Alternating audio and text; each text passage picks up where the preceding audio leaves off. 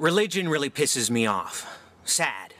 It's ironic that the most popular way for human beings to kill one another is over the proper way to love God. I mean, it's like your fantasy negates my fantasy. Therefore, I'm going to kill you, because once you're dead and gone, your make-believe will no longer threaten my make-believe. I know we're all afraid of death, but enough already. I mean, I don't literally believe in Santa Claus, the Easter Bunny, gods, saints, mythological beasts, but I can't help but wonder if subscribing to these things will give me additional life, more life. But lately I've been obsessing over religion, and I know it's just my fear of death. That sounds so Woody Allen stereotypical neurotic that it's hard to even say out loud, but I also wonder if having religion in my life will add meaning to it. I went to Jewish nursery school, and then it was all Catholic after that. Here's me serving as altar boy at my sister's first Holy Communion. The last time I went to this church, they were handing out pamphlets that said, "Understanding Boundaries," as if there was any confusion with anyone over the morality of grown men called father blowing little boys. That was it. I had had enough. I mean, things weren't going well for me in the church for a long time, so this was a perfect excuse for a breakup. You'd think that they'd kill these molesting priests, or at least excommunicate them. But instead, they just transfer them to another parish with new, unsuspecting victims. I used to love the pageantry, the incense, the ritual, the production design. Everything Jesus didn't stand for. I thought it beautiful that the clergy were so devoted to God that they never married, but later found out it was just a business practice to keep the church's wealth from being diluted by heirs. That the confessional was just a way for the clergy to find out the congregation's secrets. I mean, Jesus was just a hippie rebelling against big business and religion, the institution. The Bible's been translated so many times that it's become like the telephone game. About 70 years after Jesus, the New Testament was written by anonymous authors who named the chapters after the disciples. It's been translated and transcribed by hand for centuries, with chapters added, dropped, and rewritten.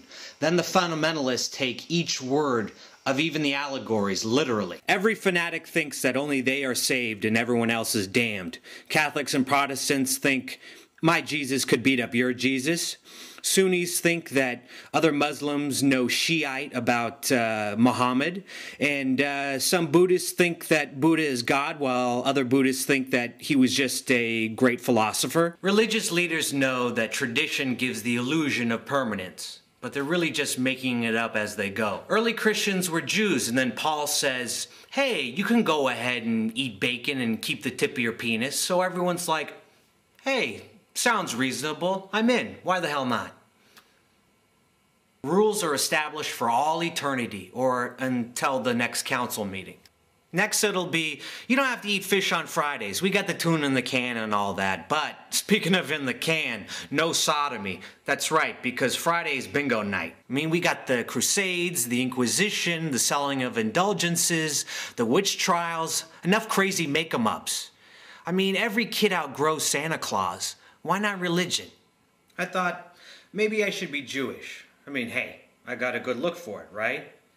What else is there? I have no faith in religion. Buddhism, but after looking at it, it seems like the same hell, fire, brimstone, punishment, just wrapped up in kindler, gentler, exotic Hello Kitty wrapping paper. Man created God in his own image. That's why there's always threats and ultimatums involved. Why can't people just be good for the sake of being good? There's always this cosmic, karmic abacus tallying up the good deeds and the bad deeds. You know, the carrot dangling in front of you all the time so you could sacrifice this life for a better afterlife. This is the sound of one hand clapping. Sounds like me masturbating. The Protestants take their cue from Martin Luther, who preached obedience to the monarch and anti-Semitism, paving the way for Hitler. And Muhammad, he was another one that couldn't convert the Jews, so he decided to kill them.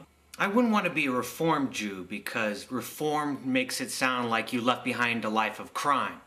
But then again, being kosher in this day and age of refrigeration doesn't exactly make practical sense. Wouldn't God be happier with Jews if they gave to the poor instead of this OCD fear of contamination by mixing meat and dairy? I mean, it's meat and dairy, it's not tea and tea. I imagine God looking down on the Jews on Fairfax and saying, "Hey, schmucko, you're not in Siberia anymore. Take off the layers of black wool and that fakukta fur trim. This is LA, the desert. It's July. For my sake, put on something light and some Birkenstocks if you want to look biblical. I know you love me very much, but stop showing off. It's embarrassing." You know, I'm a quarter Jewish, so that qualifies me for Nazi extermination, but not the interests of Jewish girls. Japs love me until they find this out. Then they're like, "Oh, your mother's not Jewish? That means you're not really a Jew." So I'm like the real wandering Jew. The Jews won't have me, and the white people don't want to take me either. None of this really matters. I mean, people would get to know themselves and everybody else better if they didn't have religion telling them what to think. We assume we know people instantly because of our preconceived interpretations of their religion. I'm guilty of it too because Scientology and Mormonism seem pretty bizarre to me. We may instantly accept or reject somebody based on their religion. "Oh, you're a blah blah blah? Oh my God, I'm a blah blah blah too. We're the same but different, but really the same." Organized religion doesn't let you pick and choose what you want. It's not a spiritual buffet. There's little free will in accepting a prefabricated belief system. We are all doomed to free will. Thank God I'm an atheist, but still I'm jealous of people who have religion to comfort them, even if their friends are imaginary. I honestly hope that I'm wrong about all of it, because I'd rather have God be angry with me than there not be a God at all. Because I honestly think I could talk my way out of it with a loving God. I think she'd understand my confusion. That's better than just simply ceasing to exist. What do you think? What do you think? What do you think?